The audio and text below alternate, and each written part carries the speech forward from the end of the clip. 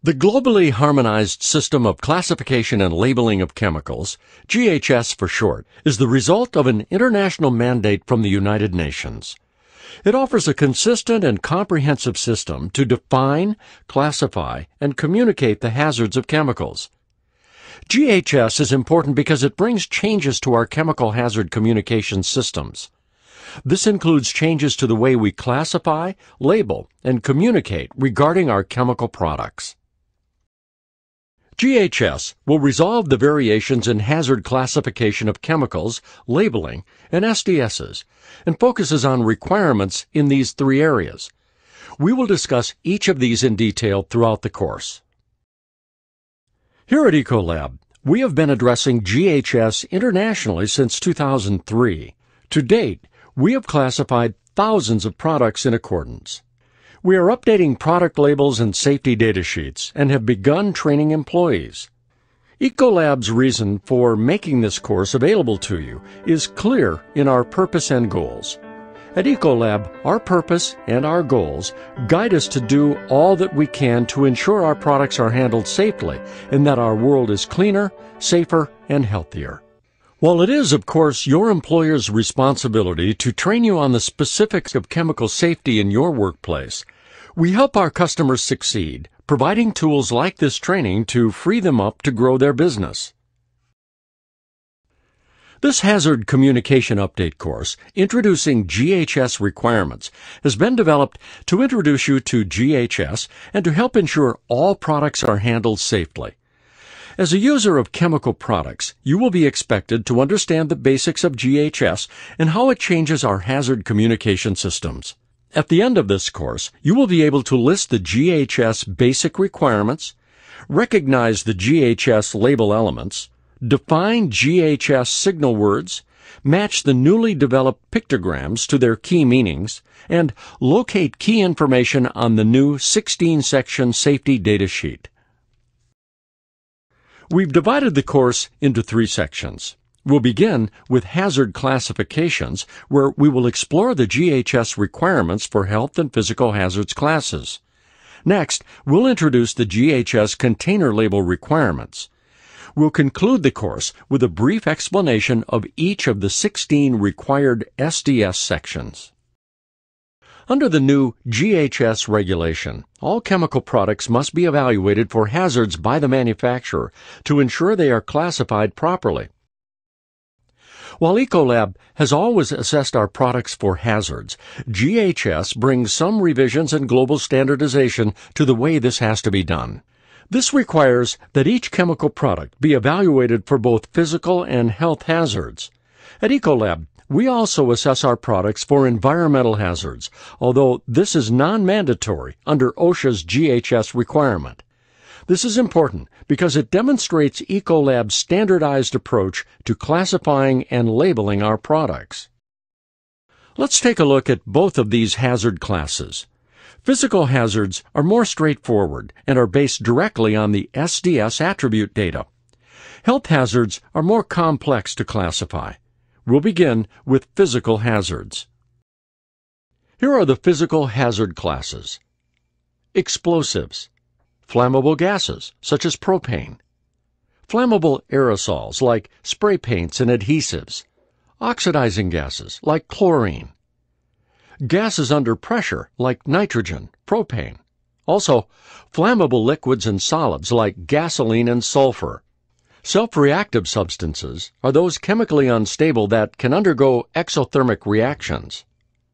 Pyrophoric liquids and solids are those that self-ignite if not handled, stored, or used under safe conditions.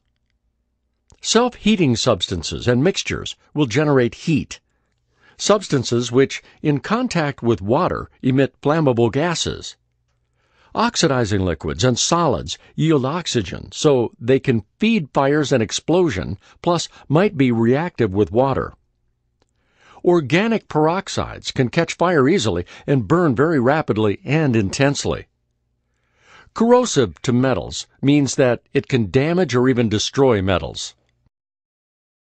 Now let's look at the health hazard classes. Here are the health hazard classes. Acute toxicity. Remember, acute toxicity is an effect that occurs quickly upon exposure. Skin corrosion indicates permanent damage to living tissue, and irritation indicates reversible inflammatory effect. Serious eye damage or eye irritation. Note the word serious can be indicative of imminence of harm. Respiratory or skin sensitization. Do you know what a sensitizer is? A sensitizer is a chemical that after exposure to it can trigger an allergic reaction. Other health hazard classes are germ cell mutagenicity, carcinogenicity, reproductive toxicology, target organ system toxicity. This indicates that specific organs like the liver or kidneys are targeted, and this can happen after either single or repeated exposure. And the last class is aspiration toxicity. Aspiration toxicity is an effect that occurs from entry of a liquid or solid through the oral or nasal cavity into the trachea or lower respiratory system. Under the new GHS regulation, all chemical products must be evaluated for hazards by the manufacturer to ensure they are classified properly. In this section, we explored the hazard classification requirements of the GHS regulation. This requires that each chemical product be evaluated for both physical and health hazards. As a result, some product hazards may change. Reviewing the labels and the safety data sheets for all the products you encounter is important, and the topics of the next couple sections. Next, we'll look at container labels. GHS container label requirements will provide more robust information about the product's hazards. The labels that we are used to seeing, such as the NFPA or Diamond and the HMIS plus others, will become less common through 2015 as GHS labeling takes over. Note, you may continue to see these labels. GHS allows facilities to continue using these as in-house warnings. GHS label requirements will standardize information to be included on container labels. All these label elements complement each other to provide you more complete information about each product, so you know how to handle it safely. In this section, we'll take a closer look at signal words, hazard statements, precautionary statements, and pictograms. Signal words, hazard statements, precautionary statements, and pictograms have been standardized and harmonized and form an integrated hazard communication system. Let's start by looking at signal words. Signal words reflect the relative severity of the hazard. In GHS regulation, we have two signal words, danger and warning. Warning indicates a less severe hazard. Danger indicates a more severe hazard. For products with a low degree of hazard, no signal word will appear. In case you are thinking about the word caution, this signal word has been removed from use. Now let's take a look at hazard statements. When we talk about hazard statements, we are talking about a phrase assigned to a specific type of hazard, which is used to describe the nature and degree of the hazard, such as causes skin irritation or may intensify fire, oxidizer. For example, if you see the hazard statement causes severe skin burns and eye damage, what comes to mind? Where is my PPE should be one of the first things that comes to your mind. Hazard statements are largely standardized by GHS based on the hazard. Now let's take a look at precautionary statements. Precautionary statements are phrases that recommend exposure control measures during handling, use, or storage. As with hazard statements, precautionary statements are largely standardized by the GHS. Precautionary statements are related to prevention, response, storage, and disposal. Some examples of phrases you can see in labels include wash thoroughly after handling. Thoroughly means take your time when washing your skin from this chemical. In case of fire, evacuate area. This means that time is critical in leaving the area in case of fire. You should be familiarized with emergency exits and evacuation routes away from the building in case of fire or explosion. Store locked up means that it needs to be set aside in a controlled area. Dispose of contents or containers in accordance with state and local regulations. GHS also requires pictograms. Let's take a closer look at this element. GHS has 9 pictograms for container labeling.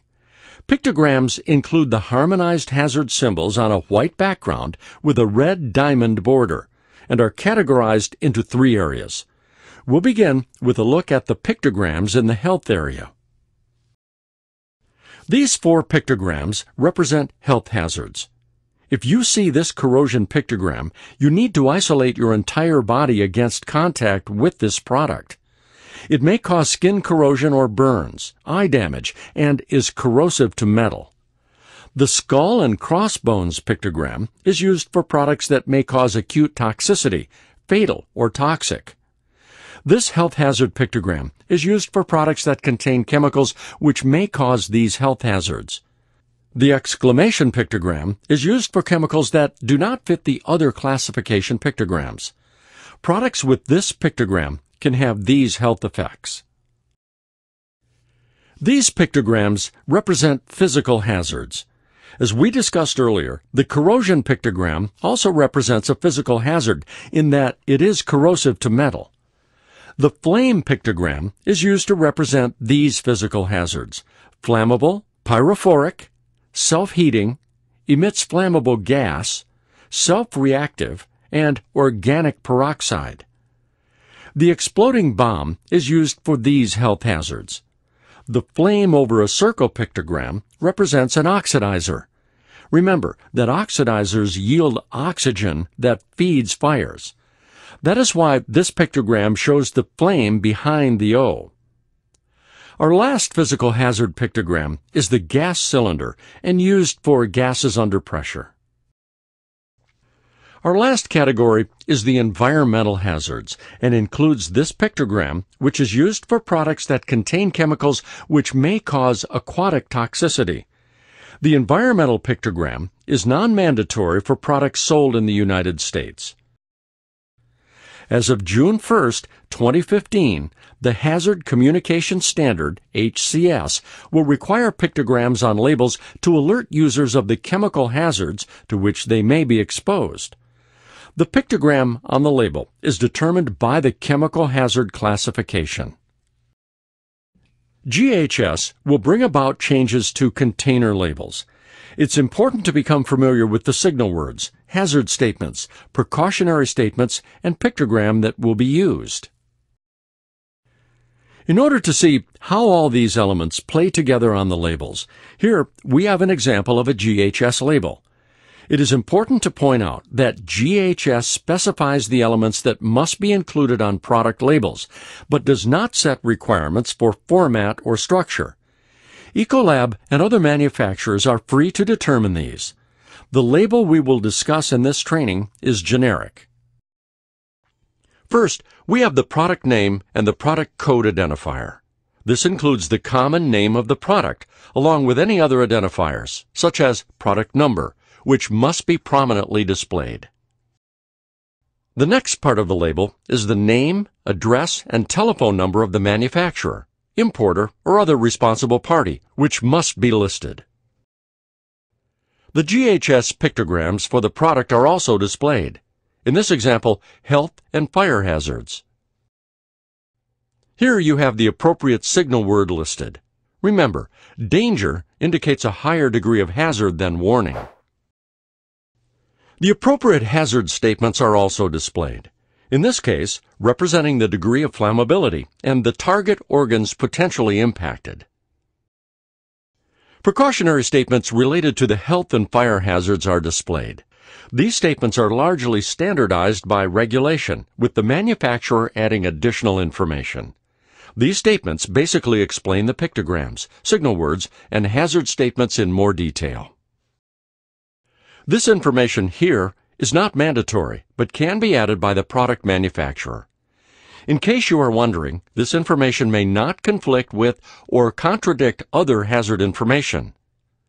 As you can see, GHS container label requirements provide more robust information about a product's hazards. The label elements and sample labels we reviewed apply for products regulated as hazardous by OSHA. As you are well aware, OSHA is not the only organization that regulates our products. Labels required by the Department of Transportation to be included on shipped containers will remain.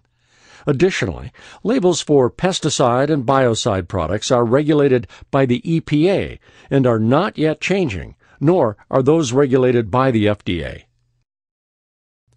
In this section, we explored the labeling requirements of the GHS regulation. GHS container label requirements will provide more robust information about the product's hazards. In the next and final section, we'll take a look at safety data sheets. GHS requires safety data sheets to have a standardized 16-section format. The good news is that EcoLab already used a safety data sheet that was similar in format to the GHS requirement. The changes we needed to make are not extreme. The term Material Safety Data Sheet, or MSDS, will no longer be used and will be replaced with Safety Data Sheet, or SDS. Here are the 16 required GHS sections. Over the next several screens, we will briefly discuss each of these sections. Section 1 includes the product name and any synonyms, the product's recommended use, as well as the name and contact information for the manufacturer. This is also where you can find an emergency number when needed. One of the most significantly changed sections is Section 2. Section 2 describes the product hazard and includes many of the same elements as the label: signal words, pictograms, hazard statements, and precautionary statements.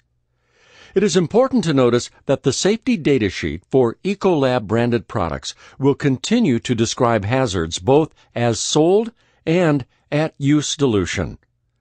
This is an added non-GHS required feature. Section 3 identifies the chemical ingredients contained in the product, along with concentration ranges. Note this information was previously included in Section 2 of pre-GHS safety data sheets. Section 4 describes recommended actions that should be taken if someone is exposed to the product. Recommendations for immediate care, along with any special treatment, are included here. This section includes instructions for fighting a fire involving the material, including suitable extinguishing materials necessary. Please note that associates should not attempt to extinguish fires unless they have been trained and equipped to safely do so. Section 6 provides recommendations on the appropriate response to spills, leaks, or releases, including containment and cleanup practices. Like firefighting, spill cleanup requires appropriate training and should only be undertaken if authorized and equipped. This section provides guidance on the safe handling practices and conditions of safe storage for the product. Incompatibilities related to storage are also included here. Section 8 is a very important section of the SDS as it gives you information on how to protect yourself from exposure. This includes appropriate engineering controls, such as ventilation, and the recommended personal protective equipment, or PPE. Exposure limits for the product, such as the OSHA permissible exposure limit, will also be listed in this section. This section contains detailed information regarding the product's physical and chemical properties. This is where you can find information such as the appearance, odor, pH, boiling, flash point, and other key information. Section 10 describes the stability and reactivity of the product. This includes how the product may react with other chemicals, any conditions to avoid, and how the product may decompose under certain circumstances. Section 11 is where you can find more details on the product's potential health effects, along with information on any toxicity studies. Information includes anticipated routes of potential exposure, such as inhalation or skin contact, and potential health symptoms. While Section 11 has always contained some toxicity information, we are now including additional details on GHS-compliant SDS as required by OSHA. In most cases, this data originates from publicly available sources external to EcoLab. Nalco Product SDS will see little change in this section. This section provides information to evaluate the environmental impact of the product if it were released to the environment. Section 13 provides guidance on proper disposal practices, recycling or reclamation of the product or its container, along with safe handling practices. This section provides information on how the product is regulated in transportation, such as by road, air, rail, or sea. Common information includes proper shipping name, packaging group, and other regulatory classification. Note that some products, such as this example, are not regulated in transportation. Section 15 offers additional regulatory information external to OSHA. Included may be how it is regulated by the EPA or state agencies. This last section lists additional pertinent information such as the date of SDS issue and supplemental information determined by the manufacturer. For example, EcoLab has elected to list the HMIS and NFPA ratings in this section. Safety data sheets will be more robust and contain additional information with the GHS requirements. Today, we discussed and highlighted the changes GHS brings to our chemical hazard communication system. The globally harmonized system of classification and labeling of chemicals will resolve the variations in hazard classification of chemicals, labeling, and SDSs, and focuses on requirements in these three areas. We hope the information contained in this course has been helpful. Visit ecolab.com for additional information, helpful links, and EcoLab safety data sheets.